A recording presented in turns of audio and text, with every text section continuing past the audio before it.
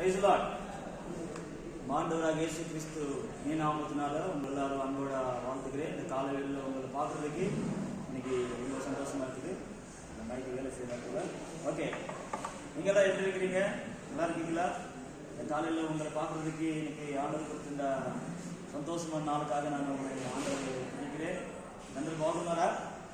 దేవుడు మనం దీవించింది కాక దేవుడు మన యొక్క జీవితంలో మరొక అనంతరమైన దినాన్ని అనుగ్రహించారు. ఈ యొక్క ఆదివారం దినాన్ని మనం అందరం కూడా ఇలాగా కూడుకొని దేవుడి నామాన్ని మహిమపరచుట, దేవుడి నామాన్ని కనపరచుట దేవుడు మనకి ఇచ్చినటువంటి ఒక భాగ్యంగా నేను ఇస్తున్నాను. ప్రైజ్ గాడ్, హల్లెలూయా. దేవుడు మిమ్మల్ని మరి మీరు వచ్చినటువంటి ఉద్దేశాన్ని ఈరోజు దేవుడు సన్నిధిలో మీరు కొన్ని మాటలు తీసుకొని పోతున్నారు. ఒక వాక్యం చదువుకున్నాను, కీర్తన గ్రంథం 23వ కీర్తన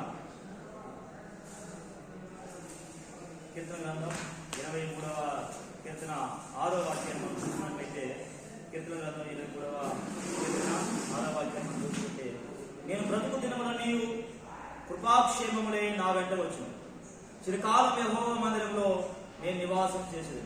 ఇక్కడ కీర్తనకారు చెప్తున్నాడు, నేను బ్రతుకు దినమున నీవు కృపాక్షేమములే నా వెంట వచ్చును. ఈరోజు చాలా మందిని మనం అడిగితే మీ వెనకాల క్షేమము, కృప, దయ ఉన్నటువంటి అంటా ఉంటే మనుషులు ఏమేమో చెప్తా ఉంటారు. అందుకే భక్తులైనటువంటి యేసయ్య గారు ఒకసారి ఒక మాట చెప్పాడు, ఈ విధంగా అంటా ఉంటారు.